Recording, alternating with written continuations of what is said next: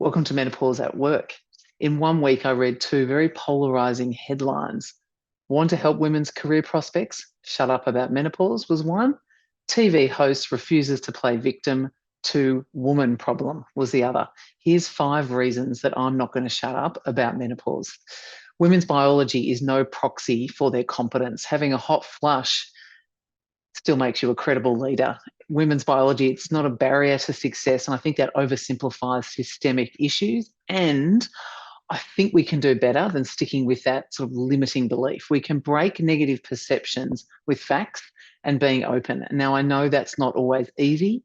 It took me all my courage to be open at work after years of struggling. So, how can we remove those barriers and make our environments more psychologically safe? We can do that with education and leadership that really sets the tone for psychological safety and removes that fear around judgment. Number two, silence is not an option for women or for more research on this topic.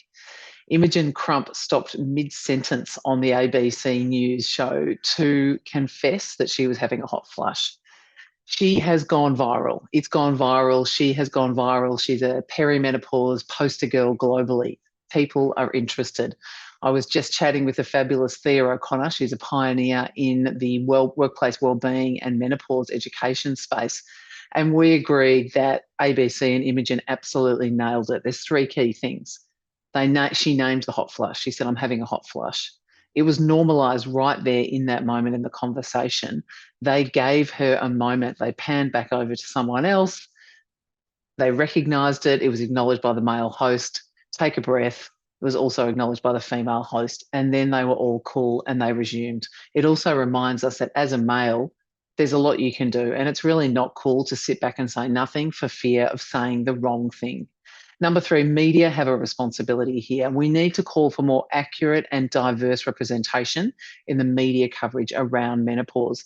The impacts of the current sort of catastrophizing and fear-inducing media, they make women's perception of menopause worse, which in fact then contributes to a worse experience, a negative experience. It can also increase internalized ageism.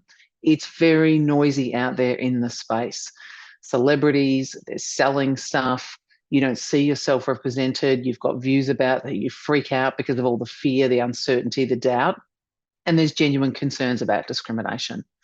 So my point 4 is we need to let the desire for healthy women unite us women, not divide us women.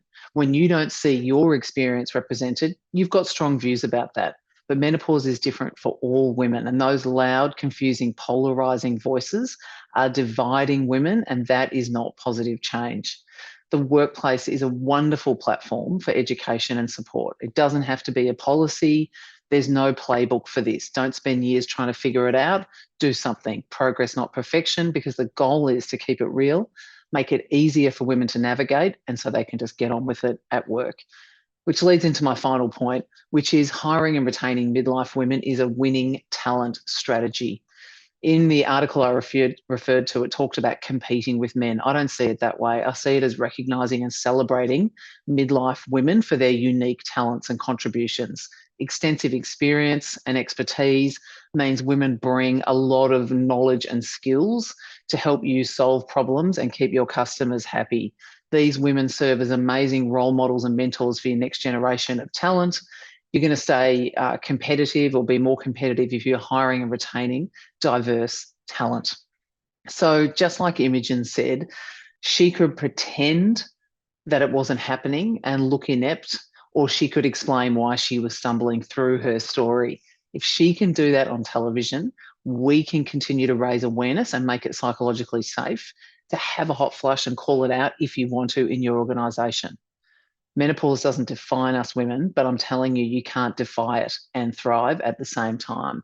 It's not about menopause symptoms, show and tell, telling everyone at work. It's just about women feeling that there's nothing wrong with their biology and that you don't have to pretend to be okay when you're not, because it's really costly. Thanks for hanging in here. Please share this, like it, and subscribe to future episodes.